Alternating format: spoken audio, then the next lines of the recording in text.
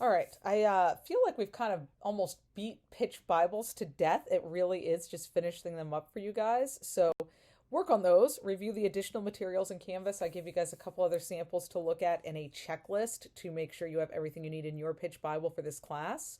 But we're also going to cover storyboard, artist, and animatic process this week because these are things I'm not making you guys do a storyboard and animatic for this class, but just to kind of cover how that works from a business perspective. So, how do you get to an animatic? There are a few things that you need to think about first before you get to this thing. You've got to make sure you have your aspect ratio locked down. You build your storyboard. You make sure your storyboard artist had the needs they have to make the storyboard. You finalize the storyboards, time them out, make the animatic reel. Then you do all of the voice breakdowns, sound sheets, X sheets, and make your model packs so that you actually get a full animatic and the tools that your animators will need to move forward with actually, making a show. So let's talk about what the pre-production is, of what you need to plan before you can even move forward. So you always define your aspect ratio. I definitely saw this in the reels you guys submitted. You're still doing a lot of drawings just in 4x3 to get the drawing out. But when you're getting to a storyboard and animatic, the aspect ratio matters a lot. That's the width to height ratio of the screen. So the most common one in television and film is 16 by 9. But 1.85 to 1 is becoming more common for cinema, and 2.35 to 1 also for a wider look. You also have to consider your action and title safe areas for each one for storyboards. Those safe areas are used to make sure that if somebody has a TV that crops some or projectors that off, important data doesn't get missing that conveys your story. So let's look at these aspect ratios. So you have the old school 4x3, which is 1.33 to 1, and that's this green square. So that's your traditional television. Not much is getting done with that anymore. I mean, you actually have more of, 1-to-1 square of content for social media than 4x3 that's being produced. 16 by 9 is 1.78 to 1. That's your traditional film aspect ratio. 1.85 to 1 is getting more and more common, which is just a little bit wider than 16 by 9 in the yellow. And then 2.35 to 1 is a wider widescreen, more of a cinema look. If you have Instagram Reels, Facebook Stories, stuff like that, it's a 9 by 16 ratio. So those title safe things and action safe. This shows for 16 by 9 and 4 by 3 what those are. So action safe, which is 90% of the screen. So you can see like for 16 by 9, the yellow, that's where you don't want to have key action happening. So somebody running off screen, a clock that has a time, that kind of stuff. Title safe is for your titles, right? It's 80% of the screen. So it's not what would get cropped if it's to 4 by 3. It's what, it's 80%. Action safe is 90%. It's the same thing on 4 by 3 for these sides. So you have to be careful to follow those in your designs. And remember, because storyboards that are becoming animatics for animation really are your first step of the show, you need to follow your action and title safe zones in even the storyboard drawing level of preparation. All right, so your storyboarding is basically taking the script and putting it into images. The artist depicts the story with the character's actions and locations and camera angles and scene movements. Now, basically, your storyboard for animation is everything but the sound. The artist must really adhere to the script, especially on TV productions where there are a lot of people and rules going on, and how it works into a bigger picture of a longer project. So storyboards get organized into sequences, and then the sequences into scenes. So you can kind of think of your sequences almost like shots. In TV, storyboards with 3 acts often hire 3 artists. So one completes each act, and then there's a storyboard supervisor to keep things moving and make sure everything is consistent across those artists. Now, for live action, the better your storyboards are, the easier your production goes. Some live action films and shows have storyboards that are almost as intense as an animatic. Now, before the storyboard artist works, you got to make sure they have everything. A contract, right? Super important. The character sets and prop designs, the key background designs, the script, the series Bible, so that pitch Bible you guys are making but fleshed out. Recorded dialogue if it's already been recorded, and if there is dialogue, it should be recorded first.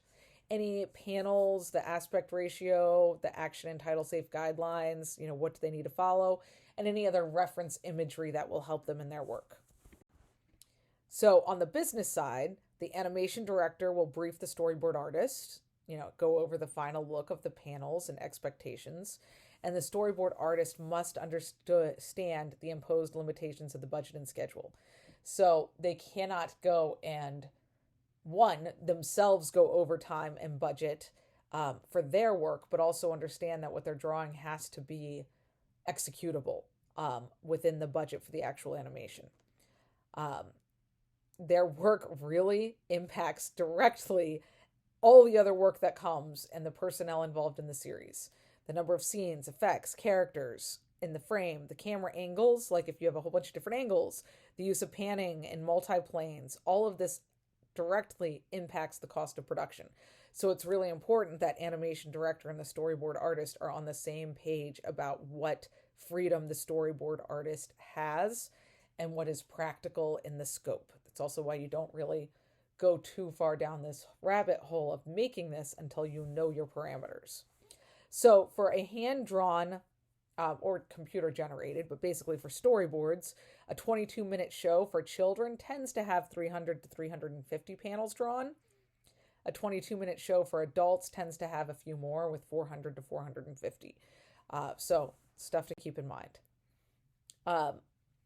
Storyboard artist doesn't just go off in a vacuum, go make whatever they want, and then submit a final thing. They're continuously submitting sections for approval. After the director or the directors, if there's like an animation director and a regular director, they're submitted to the producer. So they don't send, the storyboard artist is not directly sending storyboards to the producer. The director works with them first, then it gets passed on to the producer. Then the producer, not the storyboard artist or the director, sends a copy to the network clients, broadcasting people, all of those for approval. They get the comments and they translate those back to the director and the storyboard artist for those to get fixed. Then it gets cleaned up, removing rough lines and making it clear and make sure that the model sheets are adhered to properly. Then they get finalized, right? And in that process, it's important to make sure, of course, each page is numbered correctly and specifications are there, like locations, time of day, camera movements, transitions, and effects. You're really looking for a clear animation direction. You do not want there to be a lot of room for interpretation past this point. This interpretation at this point becomes mistakes. And the storyboard is used to time out the show to make sure that the show will actually fit the correct parameters of length and that the time and cost of production, right? Because you have to go from these drawings to an actual animation. So timing storyboards can be done with acting out a scene with a stopwatch, or creating an animatic, right? Often it's both. It's first acting out the scene with a stopwatch just to check, hey, does this make sense?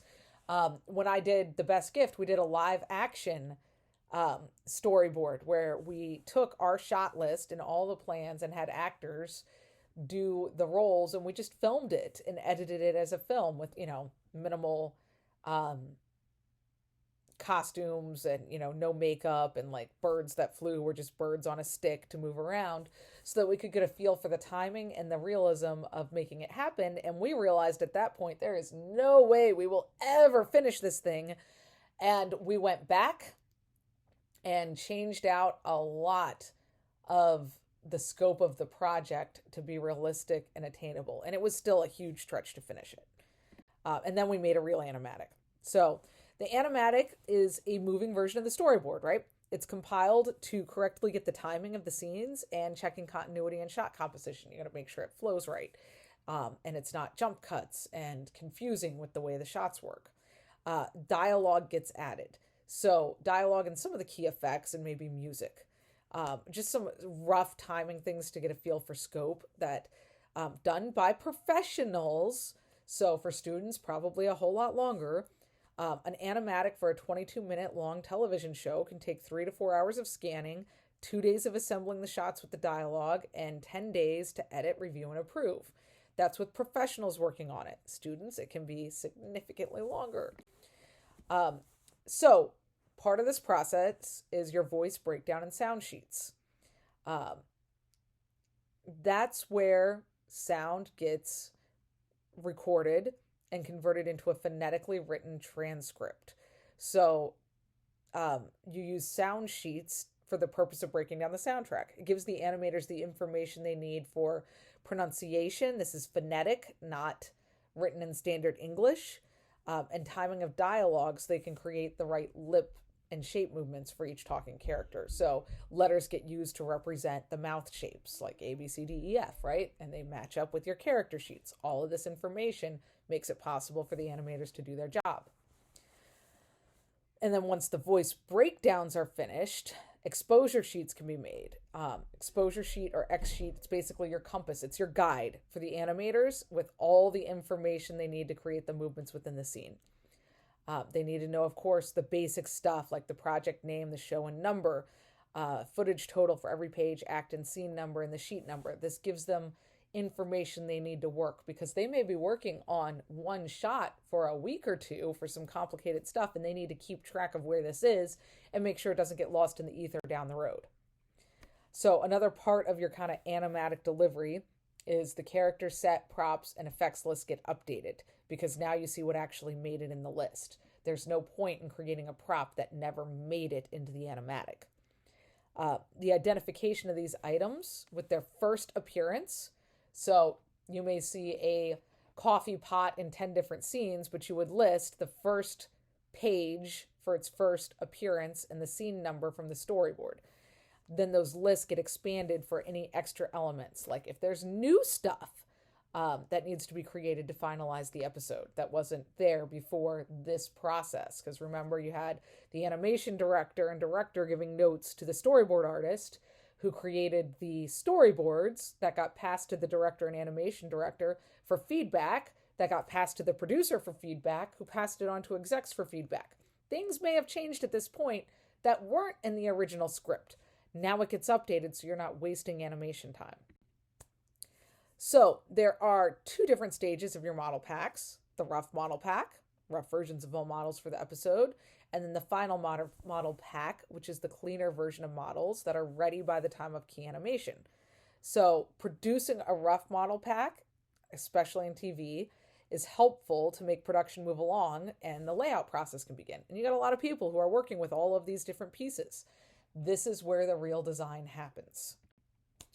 Okay, so that's something on storyboards and animatics, a little bit more on the business of animation. You guys need to be working on wrapping up your pitch Bibles. Look at the final checklist that is in the files materials for this week. Get your 2 quizzes done. And next week is really pulling these together and submitting them. I hope everybody is pacing well to be done and able to focus on other classes that have midterm exams and such. And we will start moving forward next week in class, looking at all the stuff you're going to be working on after spring break. So have a good rest of your week, guys. I will see you next week.